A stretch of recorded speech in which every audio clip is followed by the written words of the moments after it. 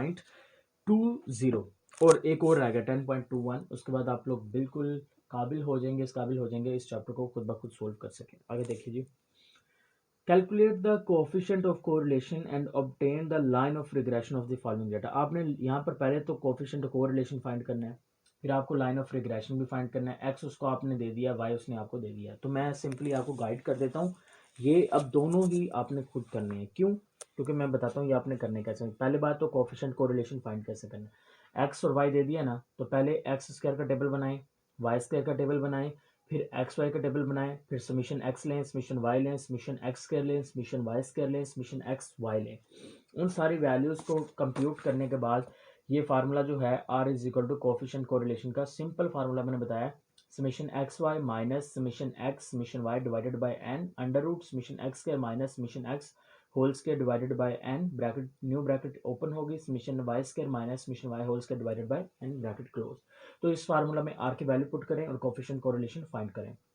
दूसरी उसने बात की कि रिग्रेशन लाइन आपने फाइंड करना है। रिग्रेशन लाइन हमारे पास होती है जी Y hat is equal to A plus B of X. ठीक है, ये हमारे पास होती है रिग्रेशन लाइन अगर y डिपेंड करता है x के ऊपर। दूसरी रिग्रेशन लाइन होती है x ऑन y।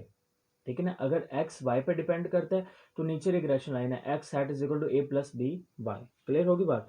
अब यहाँ पर देखें, जो y है जो इंडिपेंडेंट है वो नीचे आएगा हमेशा। अगर मैं अब यहाँ पर आपको b की वैल्यू चाहिए और a की वैल्यू चाहिए, b की और a की वैल्यू चाहिए। अब b और a की वैल्यू आपको फाइंड करना पड़ेगी इस फार्मूला से।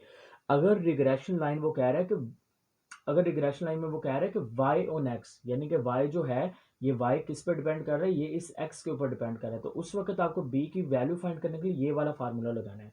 गलती नहीं करनी यहाँ पर। अगर y ऑन x है, ये देखें ये y x पर डिपेंड कर रहा है, यानी कि y डिपेंडेंट है, x इंडिपेंडेंट है, तो b फाइंड करने का यह फार्मूला है। अब इंडिपेंडेंट कौन सा है यहाँ पर? x इंडिपेंडेंट है, तो हमेशा जो इंडिपेंडेंट होगा वो फार्मूला में नीचे वाली साइड पे आ जाएगा। क्लियर होगी ना बात? अब नीचे वाली रिग्रेशन लाइन में है x ऑन y, यानी कि x डिपेंड करता है किसके ऊपर? y के ऊपर, यानी कि y इंडिपेंडेंट है। तो अगर आपको x ऑन y वाली रिग्रेशन लाइन फाइंड करनी है तो आपको इस फार्मूला में b अगर फाइंड करना है, यहाँ पर इस रिग्रेशन लाइन का b फाइंड करना है, तो ये नीचे वाली साइड पर समीशन एक्स स्क्वायर की जगह पे एक चीज चेंज कर देनी है, वो है समीशन वाई स्क्वायर यहाँ पर आ जाएगा और यहाँ पर समीशन वाई आ जाएगा। क्लियर होगी बात? बाकी सारी चीजें वैसे ही रहेंगी, बाकी कोई चीज भी आपने चेंज नहीं करनी। क्लियर होगी बात? तो ये बेसिक डिफरेंस है इन दोनों के बीच में।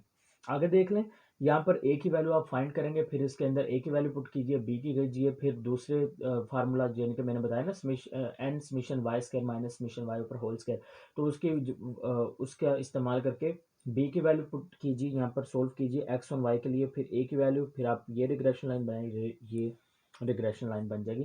तो ये आपके पास 10.20 भी सोल्व हो गया। नेक्स्ट है हमारे पास ये 10.21। अब यहाँ पर उसने कहा जी फाइंड द कोरिलेशन कोफिशिएंट।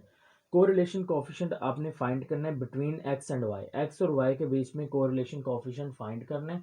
उसने एक्स आपको दे दिया है, वाई आपको दे दिया है, सेम वही चीज है। कोरिलेशन कोफिशिएंट एक्स दे दिया है, एक्स स्क्वायर बनाओ, वाई स्क्वायर बनाओ, एक्स वाई बनाओ, समीशन एक्स करो, समीशन वाई करो, समीशन एक्स स्क्वायर करो, समीशन वाई स्क्वायर करो, समीशन एक्स वाई करो। इसमें एन काउंट कर लें कितने हैं, 1 2 3 4 5 6 7 8 9, तो एन कितने आगे? 9 आगे। ये जो फार्मूला है इस फार्मूला में पुट कीजिए और आपके पास जो कोरिलेशन कोएफिशिएंट है वो आपके पास निकल आएगा। तो डियर फ्रेंड्स और स्टूडेंट्स, ठीक है, आपने जितने भी न्यूमेरिकल्स यहाँ से करने थे चैप्टर नंबर 10 से, वो सारे के सारे हमारे कंप्लीट हो चुके हैं इस स्टैटिस्टिकल थ्योरी पार्ट फर्स्ट में से। इंशाल्लाह जो बाकी भी हमारा फाइनल टर्म का सिलेबस है वो सारे का सारा हमने कवर अप किया हुआ है ऑलरेडी। ठीक है ना?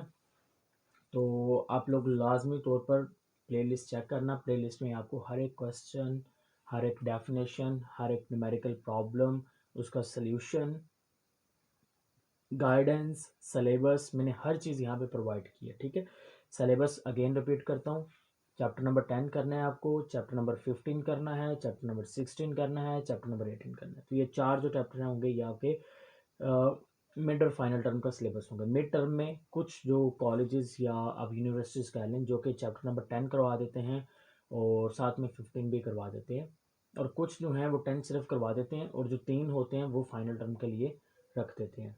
क्लियर होगी बात? तो आपने ये अगर मिड के तौर पे कर रहे हैं तो मिड के तौर पे कर लें, अदरवाइज आपने एक बार लाजमी तौर पर ये चीज़ें जो समझी हैं, देखी हैं, इसके बाद इसकी प्रैक्टिस लाजमी करनी है। Okay guys, stay connected and अल्लाह हाफिज़।